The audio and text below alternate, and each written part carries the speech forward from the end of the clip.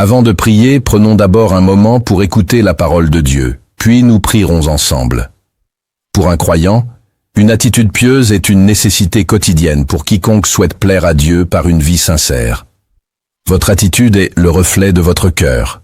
C'est l'esprit qui anime vos paroles, le ton de vos décisions et la motivation qui sous-tend vos actions. Deux personnes peuvent faire la même chose en apparence, mais Dieu voit quand même la différence, car il regarde le cœur. Avoir une attitude pieuse signifie vouloir honorer Dieu dans tous les aspects de la vie, pas seulement à l'église, pas seulement en présence des autres. Vous souhaitez que vos pensées, vos paroles, votre travail et vos relations reflètent Jésus. Voilà ce que signifie être mis à part. Dieu ne vous a pas sauvé pour que vous vous fondiez dans le monde. Il t'a sauvé pour que ta vie reflète sa lumière. Les Écritures vous appellent à une vie différente, parce que vous appartenez à Dieu. 1 Pierre 15:16 dit « Soyez saints dans toute votre conduite, soyez saints, car je suis saint. » C'est un appel exigeant, mais aussi un appel empreint d'amour, car Dieu ne vous appelle jamais à quelque chose, sans vous donner également la grâce de le mener à bien. La sainteté n'est pas la perfection. La sainteté, c'est l'abandon. C'est choisir les voies de Dieu alors que notre nature humaine en désire d'autres. Voilà pourquoi l'attitude compte autant. Une mauvaise attitude peut gâcher un bon moment. Cela peut transformer le service en plainte. Cela peut transformer les bénédictions en orgueil. Cela peut transformer la correction en offense.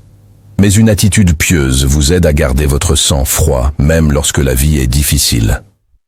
Même lorsque vous êtes incompris, même lorsque les choses ne se passent pas comme vous le souhaitez, l'un des endroits où cela se manifeste le plus clairement est dans votre travail et vos responsabilités. Beaucoup de gens pensent que la vie spirituelle se résume à la prière et à l'église. Mais Dieu se soucie de la façon dont vous vivez du lundi au dimanche. Colossiens 3:23-24 dit « Tout ce que vous faites, faites-le de bon cœur, comme si vous travailliez pour le Seigneur et non pour les hommes, car c'est pour le Christ que vous servez. » Ça change tout. Cela signifie que vos efforts ont du sens. Même lorsque votre patron est injuste, même lorsque personne ne vous remercie, même lorsque la tâche vous semble insignifiante. Lorsque vous travaillez avec le désir de plaire à Dieu, votre attitude devient une forme d'adoration. Une attitude pieuse vous empêche également de vivre pour l'approbation des hommes. Les gens peuvent être imprévisibles. Ils peuvent vous encenser aujourd'hui et vous oublier demain. Mais quand on vit pour le Seigneur, on ne s'effondre pas quand les gens ne nous remarquent pas. Vous continuez parce que votre récompense ne dépend pas des autres. Votre héritage est avec le Christ. C'est là que beaucoup de croyants interprètent mal Philippiens 4:13. « Je peux tout faire grâce au Christ qui me fortifie » n'est pas qu'un slogan pour atteindre des objectifs et réaliser des choses. Paul ne parlait pas en toute tranquillité. Il parlait en connaissance de cause, après avoir vécu une vie mise à l'épreuve. Quelques lignes auparavant, Paul expliquait ce qu'il voulait dire. Philippiens 4:11-13 montre qu'il avait appris à se contenter de ce qu'il avait dans toutes les situations, dans le besoin comme dans l'abondance. L'attitude de Paul n'était pas « je peux faire tout ce que je veux ». Son attitude était « je peux endurer tout ce qui arrive, car le Christ me fortifie ». Voilà la force spirituelle. Ce n'est pas la confiance en soi, c'est la dépendance envers Jésus. Une attitude pieuse se manifeste aussi dans la façon dont vous traitez les autres. Si votre cœur appartient à Jésus, cela se verra dans votre compassion, votre patience et votre volonté de servir. Jésus n'a pas vécu pour être admiré. Il vivait pour obéir à son Père et aimer son prochain. Matthieu 20, verset 28, dit « Le Fils de l'homme n'est pas venu pour être servi, mais pour servir et donner sa vie en rançon pour beaucoup. » Voilà le modèle. Le service n'est pas quelque chose que l'on fait uniquement lorsque cela nous arrange. C'est un mode de vie qui découle de l'amour. Parfois, vous servirez des gens qui ne le méritent pas.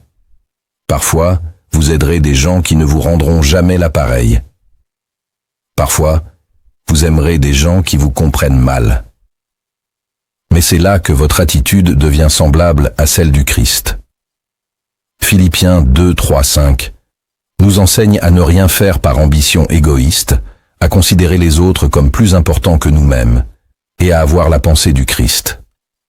Ce genre d'attitude ne relève pas de la personnalité naturelle. Cela vient de l'Esprit de Dieu qui vous façonne au fil du temps. C'est aussi pourquoi vos paroles comptent.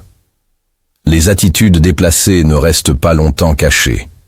Cela transparaît par la parole. Cela se manifeste dans votre façon de réagir lorsque vous êtes fatigué, dans votre façon de parler lorsque vous êtes contrarié, et dans la façon dont vous décrivez les gens dans leur dos. Éphésiens 4:29 dit « Qu'aucune parole malsaine ne sorte de votre bouche, mais seulement celle qui est bonne pour l'édification. » Une attitude pieuse choisit des paroles qui guérissent, et non des paroles qui détruisent. Elle privilégie la patience aux réactions impulsives. Elle choisit l'humilité, et non l'orgueil. Voici maintenant la partie que beaucoup de croyants oublient. On ne peut pas avoir une attitude pieuse sans une vie de prière. Si la prière fait défaut, votre cœur se laissera peu à peu entraîner vers la chair. Vous commencerez à réagir comme le monde. Vous commencerez à porter le fardeau de l'amertume, de l'anxiété et de l'impatience, sans même vous rendre compte à quel point vous êtes devenu lourd. 1 Thessaloniciens 5:17 dit « Priez sans cesse ». Cela ne signifie pas que vous ne faites rien d'autre de la journée. Cela signifie que vous restez connecté à Dieu toute la journée. Vous retournez souvent vers lui. Vous lui parlez de vos tentations, de vos frustrations, de vos désirs et de vos décisions. La prière adoucit le cœur. La prière vous permet de garder les idées claires. La prière vous aide à réagir avec foi plutôt qu'avec émotion. Et lorsque vous priez, ne demandez pas seulement des choses à Dieu. Demandez-lui d'œuvrer sur vous et en vous. Demandez-lui de façonner votre caractère. Demandez-lui de corriger ce qui doit l'être. Demandez-lui de renouveler votre esprit. Le psaume 139, 23-24 dit « Sonde-moi, ô Dieu, et connais mon cœur, et conduis-moi dans la voie de l'éternité. » Musique. C'est une prière puissante pour votre attitude, car elle invite Dieu dans les lieux cachés où se forment les attitudes. Une attitude pieuse se construit en choisissant l'obéissance même lorsque les sentiments s'y opposent. Elle se construit lorsque vous pardonnez, lorsque vous servez, lorsque vous restez fidèle et lorsque vous revenez sans cesse au Christ pour y puiser votre force. Prenons maintenant un moment pour prier ensemble. Seigneur, fais quelque chose dans ma vie aujourd'hui. Façonnez ce qui se passe en moi. Développe en moi une attitude pieuse. Une attitude centrée sur le Christ et non sur soi-même. Je ne veux pas vivre guidé par l'orgueil, l'attention ou le confort personnel. Je veux que mon cœur soit tourné vers ce qui te plaît. Je veux que mes pensées, mes paroles et mes choix honorent le nom de Jésus. Seigneur, donne-moi une attitude qui cherche à glorifier Christ et non à me glorifier moi-même. Quand mon cœur aspire à la reconnaissance, ramène-moi à cette vérité. Toi seul en es digne. Quand je commence à me comparer aux autres, rappelez-moi que ma vocation est l'obéissance et non la compétition. Aide-moi à me souvenir que te servir ne consiste pas à paraître spirituel, mais à devenir comme Jésus dans les aspects les plus intimes de mon caractère. Père, si je suis devenu ingrat, touche mon cœur et reprends-moi sur mes gardes. Si j'ai plus critiqué que complimenté, veuillez m'excuser. Si j'ai été prompt à remarquer ce qui me manque et lent à remarquer ce que j'ai, corrigez-moi, Seigneur. Ouvre mes yeux pour que je puisse reconnaître ta bonté dans ma vie quotidienne. Aidez-moi à développer une attitude de gratitude. Apprends-moi à rendre grâce en toutes circonstances, comme le recommande 1 Thessaloniciens 5:18. Car la gratitude protège mon cœur de l'amertume et me rappelle ta bienveillance. Seigneur, je te demande aussi de renouveler mon esprit. Je ne veux pas d'un esprit façonné par la pensée du monde. Je veux avoir la pensée du Christ. Ta parole m'enseigne ceci dans 1 Corinthiens 2, 14, 16. L'homme naturel ne peut recevoir les choses de l'Esprit de Dieu, et ceux qui sont spirituels comprennent ce que signifie l'Esprit, et les croyants peuvent dire « Nous avons la pensée du Christ ». Seigneur, je te soumets mes pensées. Aidez-moi à penser avec sagesse, humilité et vérité. Permets-moi de reconnaître ce qui vient de ton esprit, la musique, et de rejeter ce qui vient de la chair. Jésus, musique, aide-moi à te ressembler davantage. Donne-moi le désir réel de faire la volonté de Dieu, non seulement quand cela m'arrange, mais même quand cela me coûte quelque chose. Apprends-moi l'humilité quand je veux me défendre. Apprends-moi la faiblesse quand je veux tout contrôler. Apprends-moi la patience quand je suis irrité. Aide-moi à réagir avec ton cœur quand je me sens sous pression. Ta parole m'appelle à ce genre de vie, comme le décrit Philippiens 2, 3, 5, où je suis sorti de l'ambition égoïste pour ne rien faire d'autre que penser aux autres et avoir la même mentalité qu'en Christ Jésus. Seigneur, préserve-moi de l'orgueil. Je ne veux pas être une personne trop fière pour s'excuser, trop fière pour pardonner, ou trop fière pour servir. Je ne veux pas que l'orgueil transparaisse dans mon ton, dans mes attitudes, ni dans la façon dont je traite les personnes qui ne peuvent m'être d'aucune utilité. Brise toute dureté en moi, éliminer toute arrogance latente. Aide-moi à me souvenir que Jésus a lavé les pieds, servi les faibles et choisi l'humilité. Si jamais mon cœur devient trop grand pour servir, alors mon cœur est devenu trop petit pour aimer. Jésus, je veux aimer comme toi. Lorsque vous étiez sur cette terre, vous aimiez les pécheurs, vous aimiez les pauvres, vous aimiez les riches, et vous aimiez ceux que la société mettait de côté. Vous n'avez pas évalué les personnes selon leur statut, leur race, leur origine ou leur réputation. Vous avez vu des âmes, vous avez vu de la douleur, vous avez vu du potentiel. Seigneur, je veux suivre tes traces. Donne-moi un cœur rempli de l'amour de Dieu, l'amour qui ne juge pas trop vite, un amour qui ne catégorise pas les gens, un amour qui ne se détourne pas face aux difficultés ou aux imperfections de l'autre. Seigneur, aide-moi à marcher dans l'amour que tu as décrit dans 1 Corinthiens 13, 4, 8. Apprends-moi à être patient et non colérique. Apprends-moi à être gentil, pas méchant. Apprends-moi à me libérer de l'envie et de la jalousie. Apprends-moi à arrêter de me vanter et d'essayer de faire mes preuves. Ta parole dit, l'amour n'est pas orgueilleux. Il n'est pas impoli.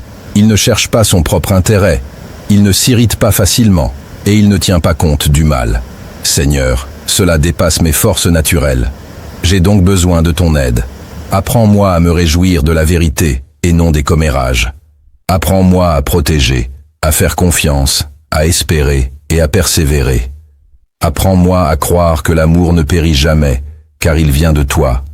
Seigneur Jésus, tu m'as témoigné ta miséricorde à maintes reprises. Tu as été bon envers moi-même quand je ne le méritais pas. Tu as été fidèle malgré mon inconstance. Tu m'as accueilli à bras ouverts malgré mes défauts. Aussi aujourd'hui je te demande la grâce et la force de me détourner du péché. Que mon repentir soit sincère, que mon obéissance soit authentique. Crée en moi un cœur pur et renouvelle en moi un esprit droit. Et puisque tu m'as pardonné, aide-moi à pardonner aux autres.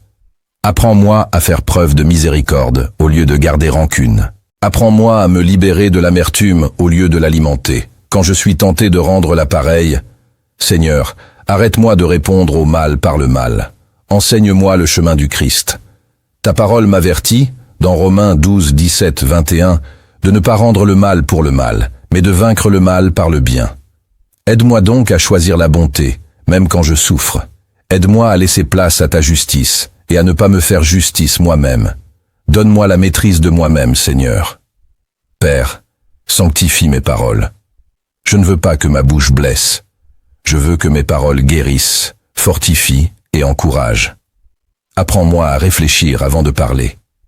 Apprends-moi à écouter et à ne pas réagir avec colère. Ta parole me dit, dans Jacques 1, 19, 20, d'être prompte à écouter, lent à parler et lent à la colère. Car la colère de l'homme ne produit pas la justice de Dieu.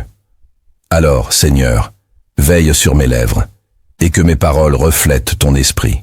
Saint-Esprit, remplis-moi si profondément que mon attitude change de l'intérieur. Que le fruit de l'esprit croisse en moi, qu'il se manifeste dans ma maison, au travail et dans mes relations. Que ma vie témoigne de ton esprit, que les gens se tournent vers le Christ. Merci de m'avoir entendu, Jésus. Continue de me façonner afin que mon attitude ressemble davantage à la tienne. Au nom puissant de Jésus. Christ, je prie. Amen. Si cette prière a touché votre cœur, veuillez écrire Amen en signe de foi. Je prie pour que toutes les bénédictions de cette prière vous soient accordées au nom de Jésus. Si vous souhaitez une prière particulière, n'hésitez pas à nous le faire savoir dans les commentaires. Nous serions honorés de prier pour vous. Que la grâce et la paix de notre Seigneur Jésus-Christ vous accompagnent toujours.